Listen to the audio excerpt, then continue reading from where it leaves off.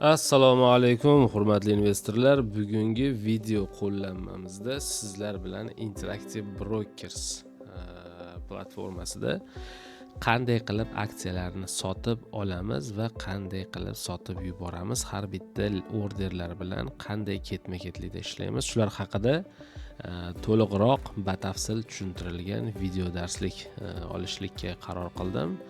Manfaatli bo'ladi degan umiddaman. Xo'p, birinchi bo'lib TradingView saytida aytaylik, biz o'zimiz uchun analiz qildik va qaysidir bitta zonalar bizga ma'qul kelib qoldi. Ya'ni bizning ideyamiz bo'lishligi mumkin. Narxning mana shunday kelib chiqib ketishligi haqida biz analiz qildik va bu joylardan biz limitlar o'rnatmoqchimiz va ko'rib turibmiz, bizda уже analizlar tayyor bo'lgan va 1:2, 1:3 nisbatlarda mana bu likvidlar olinishiga biz savdo g'oyalarini joylashtirmoqchi bo'lyapmiz. Ana endi e'tibor berib qaraydigan bo'lsak, bizda ayni mana o'sha summamizga nisbatan buni ham ko'rsatib o'tib ketaman. Deylik, sizda $10,000 pul bor. Aytaylik, mana bu joyga sizda $10,000 pul bor va sizda bu farqi yo'q. Nech pul pulingiz bo'lsa shuni yozasiz va siz 1% risk qilmoqchisiz. Okey.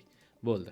Sizda shunaqangi narsa shakllanishligiga kerak. $10,000 da 1% $100. Ya'ni sizda savdo o'xshamasa $100 zarar qilasiz, o'xshasa siz 1 ga 3.39 nisbat, ya'ni $339 foyda qilasiz va e'tiborli beradigan bo'lsak, bu yerda 10,338.57 foyda bo'ladi deyapti yoki bo'lmasam $9,900 sanda shuncha summa qoladi deb ko'rsatyapti. Endi keling buni bir joyga yozib olamiz. Ya'ni men TZO aksiyasidan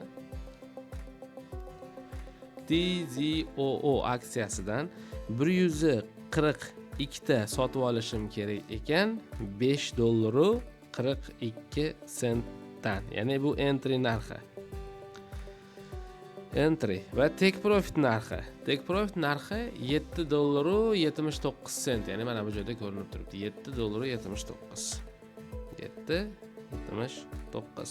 Va stop loss narxiga ahamiyat beradigan bo'lsak, $4.72 ko'rsatib turibdi. Ya'ni stop loss narxi $4.72. Men o'zim oldimdagi bitta qog'ozga, varaqqa yozib oldim.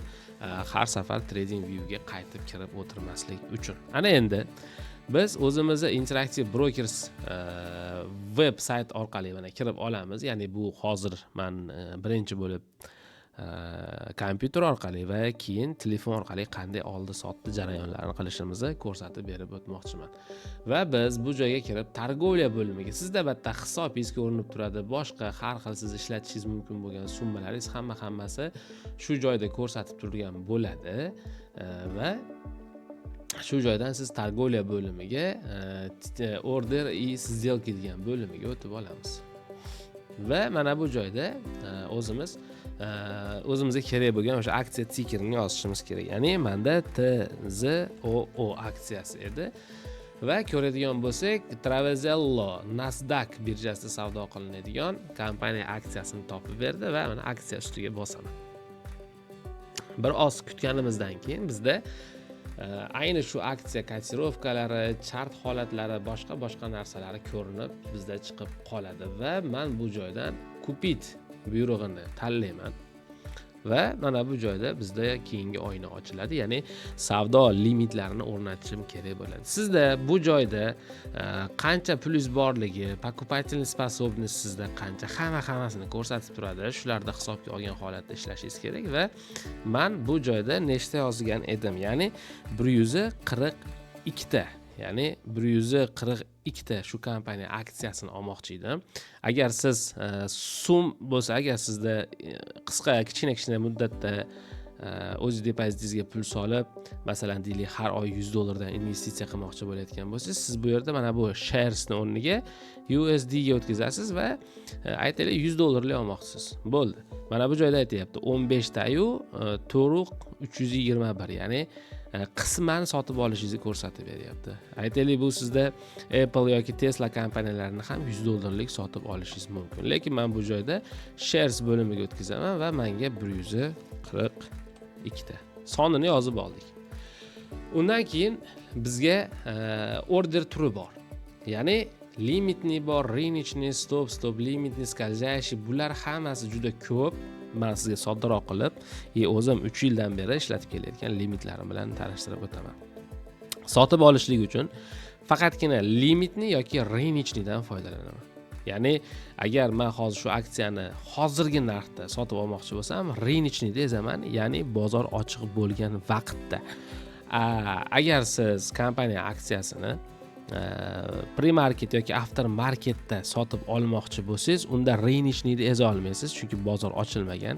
Ya'ni ayni turgan narxidan sotib olmoqchi bo'lsangiz ham limitni tanlaysiz va o'sha qaysi narxda turgan bo'lsa o'sha narxni kiritib, ya'ni 648 bo'lsa 649 qilasizda, vini birjavoy sessiyani yes deb turib sotib olsangiz, sizda pre-market, after marketda ham marketni, ya'ni ayni turgan narxidan olib beradi. Lekin ko'proq limitlar bilan ishlashingizni maslahat beraman. Ya'ni aniq o'sha TradingView'dagi mana bu aniq turgan narxga yetib kelgandan keyin savdo qilishlikni o'rganishingizga maslahat bergan bo'lardim.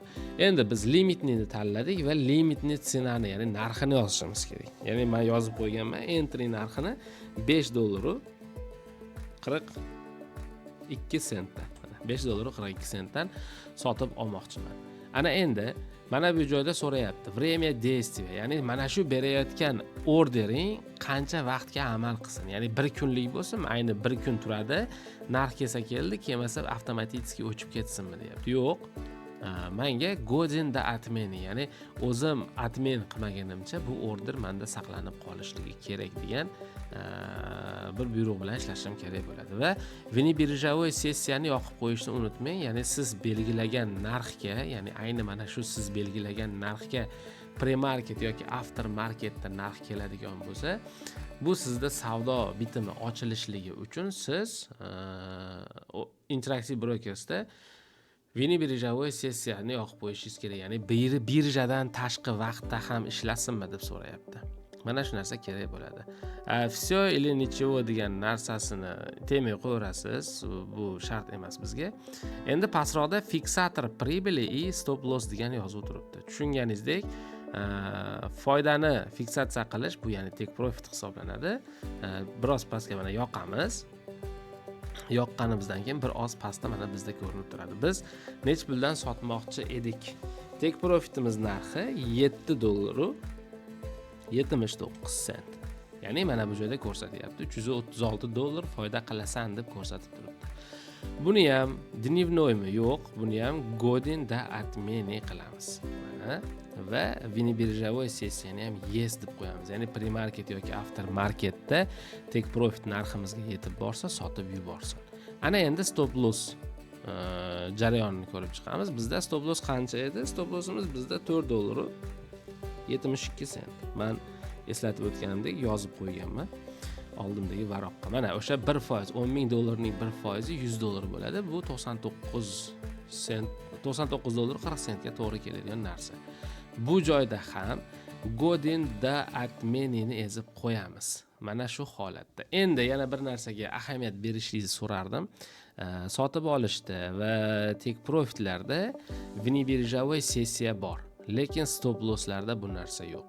Ya'ni agar narxsiz belgilagan stop loss chegarasidan pre-market yoki after marketda pastroqqa tushib ketadigan bo'lsa, bozor ochilganda siz masalan $4.72 sent belgilagan bo'lsangiz, u $4 ga tushib ketgan bo'lsa, aytaylik masalan bizda $4 ga tushib qolsa qancha bo'ladi? $200, ya'ni 2% minusga kirib ketib qolishingiz ehtimoli ham bor. Shuning uchun stop loss qo'yilayotganda agar siz qisqa muddatlarda savdo qilayotgan bo'lsangiz, ya'ni bugun oldingiz ertaga sotilib ketadigan, risk diapazoni juda kichkina bo'ladigan bo'lsa, ya'ni hozirgi mana bu qo'yganim menda 4 soatlik time frame'dagi limit. Bunga shart emas. Bunda sizda mabodo birjadan tashqari vaqtda bo'lsa ham ozgina tushishi mumkin, $2-3 raznica qilib qolishligi mumkin xolos, lekin u darajada katta raznica bermaydi. Katta time frame'larda ishlaganda siz uchun mana shuni o'zi yetarli va order na покупкani bosib qo'yish orqali siz limitlaringizni joylab olasiz.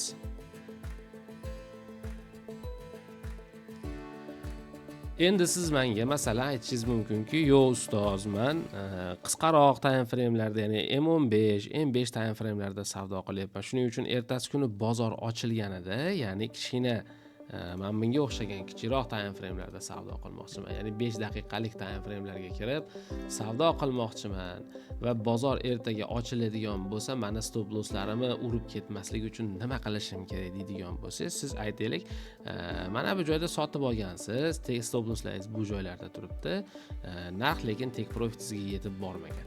Aytaylik, bozor ochilib sizni stop lossingizni urib ketmasligi uchun, urib ketishligi uchun va sizda bozor ochilganda mana bu joydagi narxdan, ya'ni siz bu joyga narx stop loss qo'ygansiz, lekin bozor ochilgandan keyin mana bu joydagi narxdan sizda savdo pozitsiyalari yopilib, sizni zararingizni o'zingiz cheklagandan ham ko'ra kattaroq zararda yopib yubormasligini xohlasangiz, unda siz take profitdan voz kechishingizga to'g'ri keladi. Ya'ni bu qanaqa narsa bo'ladi? Bu joyda qanday ishlaydi? Sizda shunaqa narsa bo'ladiki, chart orqali tushuntirib berishlikka harakat qilaman. Narx mana bu diapazonda yurganda siz sotib olasiz va stop loss narxini o'rnatib qo'yasiz. Bo'ldi.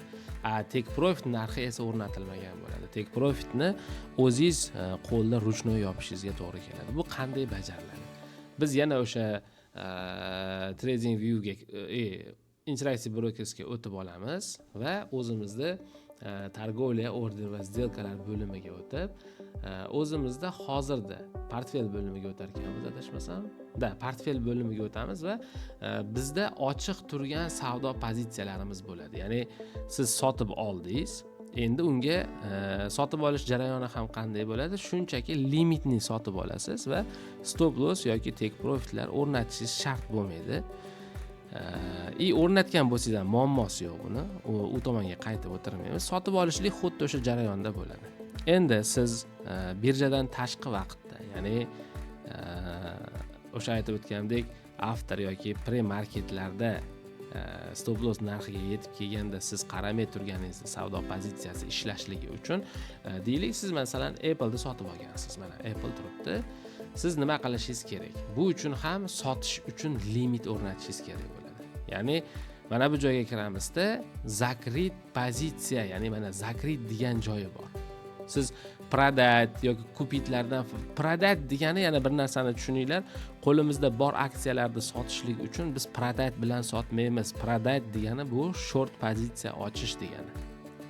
Sizda bu imkoniyat yo'q. Bu nojoiz savdo. Shuning uchun imkoni boricha, men endi nojoiz dedim, bu men uchun nojoiz. Qolganlar qanday nima o'zi biladi. Bu joyda siz продать emas, zakritni ezasiz. Ya'ni sotish degani bu sotish, yangi limit ochish bo'ladi. Bu o'sha short pozitsiya degani. Kupit long pozitsiya. Endi zakrit degani bu qo'limizda turgan aktivni yopish, ya'ni to'lig'icha sotib yuborishga ishlatiladigan buyruq hisoblanadi. Zakritni ezamiz. Bizda xuddi sotib olayotganimizda qanday oyna ochilgan bo'lsa, xuddi shunaqa oyna ochiladi va zakritda aytaylik, bizda o'sha nechta bor? Hammasini nimada yoki xohlaganimizchami yozamiz, sonini va e'tibor beramiz. Limitnidan endi zakritda foydalanmaymiz. Zakritda imkoni boricha stop limitdan foydalanishimiz kerak bo'ladi. Chunki agar siz limitni o'rnatib qo'yadigan bo'lsangiz, brokerda shunaqa nimasi bor. Ya'ni sizda narx уже ozgina stop lossingizga hali yetib borgan yo'q, yetib o'tishiga sotib yuboradi. Ya'ni sizni katta zarar. Mana bu joyda siz o'zingiz bilib $100lik chegara o'rnatgansiz. Ya'ni 1% chegara o'rnatgansiz. Lekin 10-15% 0.10-0.15 da turganingizda algoritmlar sizni sotib yuboradi, zararingizni imkon qadar cheklashlik uchun. Shuning uchun siz stop limit o'rnatasiz. Stop limitda ikkita narsa kelib chiqadi. Ya'ni buni ham tushuntirib o'tib ketishim kerak. Bizda stop limit o'rnatganimizda ikkita narx diapazoni shakllanadi. Bu degani nima? Stop limit deganida siz birinchisida bergan qaysidir bitta soningiz, ya masalan 7 deymiz, pastdagisi 6 bo'ladi masalan. 6 qilib turaylik. Narx mana shu 7 diapazoniga kelganida mana bu 6 ishga tushadi degani. Ya'ni mana bu joyga yetib kelganida keyin limitingiz ishga tushib shu joyda paydo bo'ladi va narx shuga yetganida sotilib sizni o'sha stop losslaringizdan olib chiqib ketadi degan narsa bo'ladi va siz buni mana bu holatda tushunishingiz mumkin. Aytaylik, narxga qayerlardandir savdoga kirdingiz, mana bu holatda. Va buni mana bunday qilib o'rnatib qo'yishingiz mumkin. Va ikkalasiga ham bitta narx berishingiz mumkin bo'ladi. Ham stopingizni ham limitingizni bitta narx ustida joylashtirishingiz mumkin bo'ladi. Ya'ni bu holatda yoki bu holatda. Stop limitlar bilan ishlaganingizda sizdan ikkita narx so'raydi. Shuni nima uchunligini tushunmasdan qiynalmasligingiz uchun mana bunaqangi holatda maydalab tushuntirishlikka to'g'ri kelyapti. Keyin savollar tug'ilmasligi uchun o'tib olamiz va stop limit qo'yamizda mana bu joyda so'rayapti. Limitni tsena. Aytaylik, qaysidir bitta narxni yozasiz. O'sha stop loss narxingizni yozasiz. Va bunisiga ham xuddi shu narxni ko'chirib qo'yishingiz mumkin. Mana bu holatda bo'ldi, yetadi. Endi bu joyda ham xuddi shunaqa godinda atmeni va внебиржевой sessiyani yes deb o'zgartirib qo'yadigan bo'lsak, bizda bozor, pre-market yoki after marketlarda ham stop losslarimizni bemalol ishlab berishligini kafolatlaydi. Faqat birgina narsa, siz take profit uchun o'zingiz ko'zingizda ko'rib, qo'lda yopib yuborishingizga to'g'ri keladi. Menimcha bu narsa muammo emas, chunki kichkina time frame'da ishlagan odam baribir kompyuter oldida o'tirishligiga to'g'ri keladi. Shuning uchun stop losslarimiz aniq qo'yilishi kerak. Qanaqadir yomon holat bo'lib, bozor agressiv tushib ketayotgan holatda sizni saqlab qolishlik uchun, agar narx agressiv o'sib ketadigan bo'lsa, hech qisi yo'q, siz yana ham ko'proq foydalarda qo'lda savdo pozitsiyalarini yopishingiz mumkin bo'ladi. Lekin hammaga va ko'pchilikka men tavsiya qiladiganim 1 soatlikdan pastga tushmang. Imkoni boricha stabilniy haftalik savdolarga e'tibor qaratganingiz yaxshi. Ya'ni bitta ochilgan savdo pozitsiyasi 1 hafta ichida ishlab bergani bu sizga ham emotsional, ham psixologik bosim bermaydi va savdolaringiz sifatini oshirib beradi. Shuning uchun mana bu holatda siz kattaroq time frame'larda savdo qiladigan bo'lsangiz, sizda muammo yo'q. Bemalol o'zingizni o'sha o'rgangan narsalaringiz bo'yicha savdo pozitsiyalarini ishga tushirib, ya'ni kattaroq time frame'larda 4 soatlik, 1 soatlik time frame'larda limitlarni o'rnatganingizdan keyin birinchida ko'rsatib berganim kabi siz bemalol o'sha limitlarni o'rnatib, xuddi shu holatda ishlab siz limitlar o'rnatib ishlashingiz mumkin bo'ladi. Xudo xolasa bu videoga qo'shimcha qilib telefon orqali qanday savdo qilamiz uni ham bir qator ko'rsatib sizlarga tushunarli qilib montaj ishlarida qo'shib yuborishlikka harakat qilaman va bular o'rnatib bo'lingandan keyin sizda bu joyda ko'rinib turadi. Bemalol nimalaringizni ham ko'rishingiz mumkin bo'ladi. Shu joyda o'zida qanday nima ochgansiz, nima bo'lgan, qanaqa holatda turibdi, mana bu joylarda ko'rsatadi. Men endi o'chirib qo'yganman. Ya'ni skritni qilib ko'rsatib qo'yapman, chunki bu joydagi summalarimiz yoki bo'lmasam portfelimizni xavfsizligini saqlagan holatda sizga raqamlarni ko'rsatmayapman. Sizda bu narsa mana bu shot deb yozilgan joyda mana bu ko'z turadi. Shuni ustiga birgina bossak, hammasi yana ochiladi. Yana bir marta bosib qo'ysak, hammasi yopiq holatga kelib qoladi. Mana shunaqangi narsalar juda ichkarilarga kirib boshingizni og'ritishingiz shart emas. Targovlar bo'limiga kirasiz, ticket orderi bo'ldi. Shu bilan xohlang bu joyga yozing, xohlang mana bu joyga yozing. Farqi yo'q. Portfelda o'zida turgan holatingizda ham sizda ochiq turgan bo'ladi. Mana bu joyda shu joyga o'zingizga kerak bo'lgan nimani yozasiz, tikerini chiqadi va o'sha ko'rsatganimiz bo'yicha limitlaringizni o'rnatib savdo qilishingiz mumkin bo'ladi. Hammaga rahmat. Xudo xolasa bu videoga qo'shimcha sifatida telefon orqali ham qanday savdo qilinadi uni ham joylab qo'yaman. Assalomu alaykum, hurmatli investorlar, hurmatli kanal a'zolari. Bugungi video darsligimizda sizga Interactive Brokers'da limitlar bilan qanday ishlashlikni telefon orqali ko'rsatib bermoqchiman. Ya'ni siz telefonga orqali kirganingizda Mana bu holatda sizda turadi, yuqorida narx, boshqa shunga o'xshash narsalar va sizda keyin imkon bo'lsa e'tibor berasiz, mana bu joyda покупательная способность и общая summa средств degan narsa turibdi. Ya'ni sizda birinchi navbatda yuqorida чистая likvidность, shunga ham e'tibor berishingizni so'rab qolaman. Ya'ni bugungi darsligimizda imkoni boricha maydalab tushuntirib bermoqchiman. Ya'ni mana bu joyda sizda umumiy summangizni ko'rsatadi. Ya'ni aytaylik, masalan, $1000 pulingiz bor. Nimadir savdo qildingiz. Aytaylik, $200 yoki $300 ga siz savdo qilib oldi sotdi qildingiz va sizda mana bu joyda, masalan, aytaylik $300 ga savdo qilgan bo'lsangiz, уже bugun masalan $300 lik savdo qilib qo'ydingiz, yana savdoga kirmoqchisiz. Mana yerda sizda 700 turadi. Mana yerda pulingiz foyda yoki zarari bilan qo'shilib sizda чистая likvidность стоимость aniq sizda summangiz ko'rinib turaveradi mana bu joyda. Lekin покупательная способность degan joyda sizda qancha yana pul ishlatishingiz mumkin ayni mana shu kuni. Shu narsa turadi. Bunga ham e'tibor berishingiz kerak. Va bu narsaga e'tibor berib qilib bo'lganingizdan keyin aytaylik, siz boshqa bo'limlarga o'tishingiz shart emas. Masalan, birinchi navbatda qiladigan ishingiz, masalan, targovliya bo'limiga o'tasiz va keling mana shu joyga poisk aksiya degan joyini ezamizda.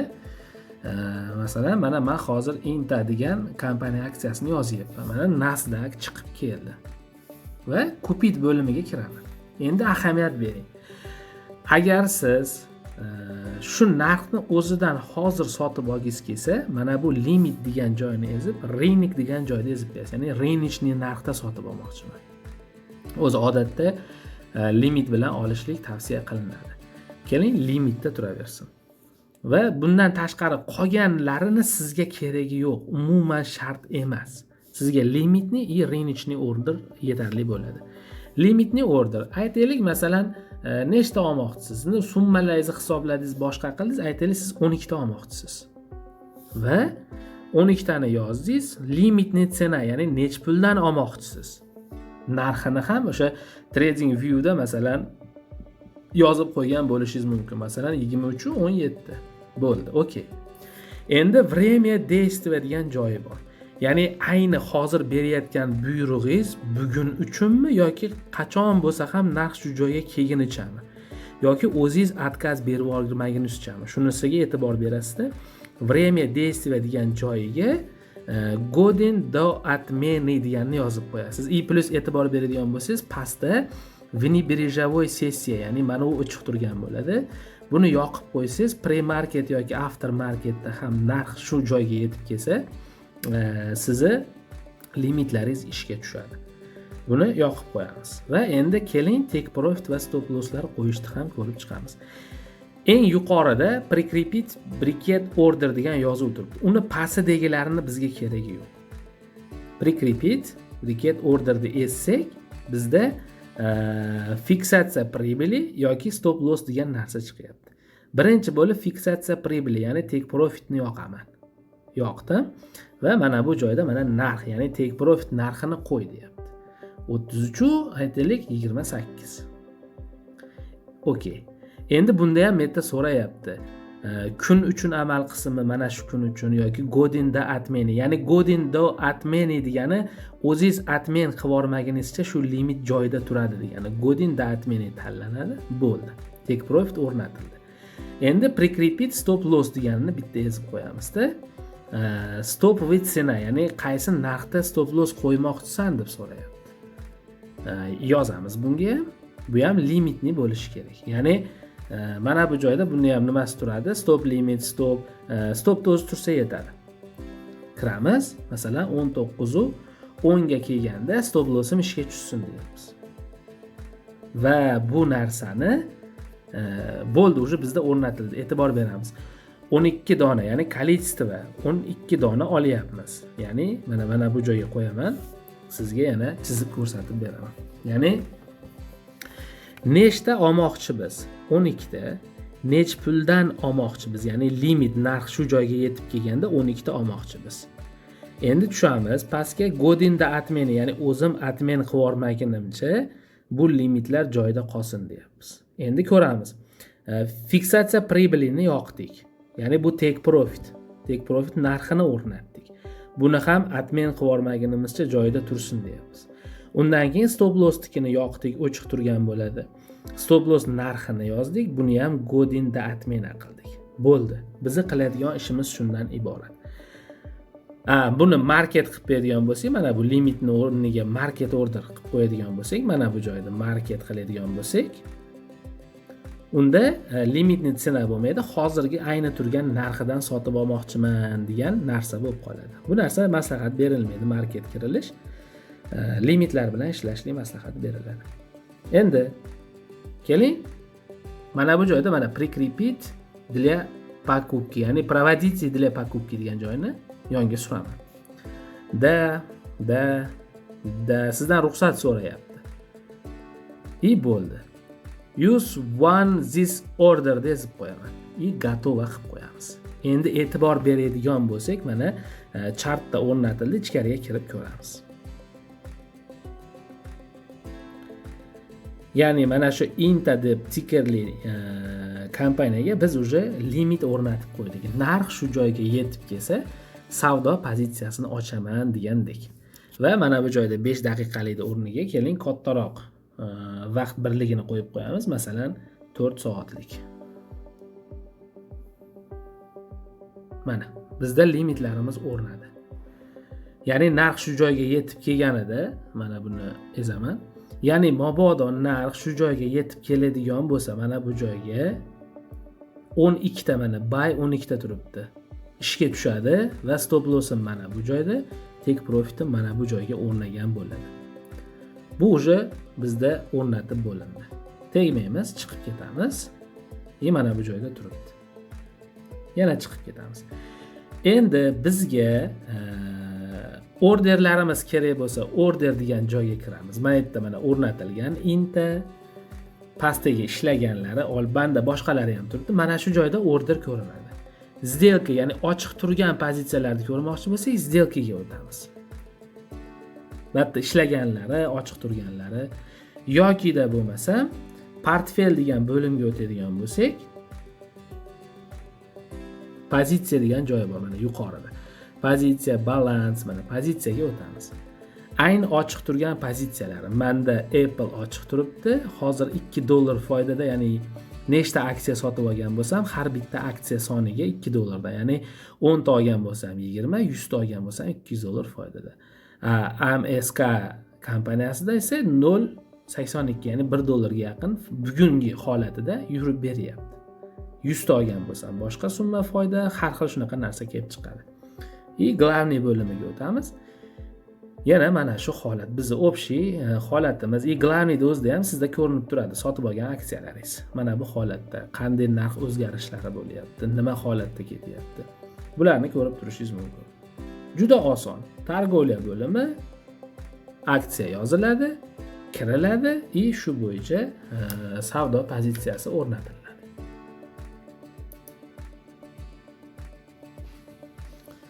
Shunaqa holat, mana shu bo'yicha ishlab ko'rishlikka harakat qilasiz. Boshqa narsalari, spiska, rinek, boshqa balo battar sizga umuman keragi yo'q bu narsalardan. Shunchaki kirasiz, savdo pozitsiyalarini o'rnatasiz, limitlarni o'zi savdo ochilgandan keyin ishlab beraveradi. Sog' bo'linglar, salomat bo'linglar, savdolarda omad.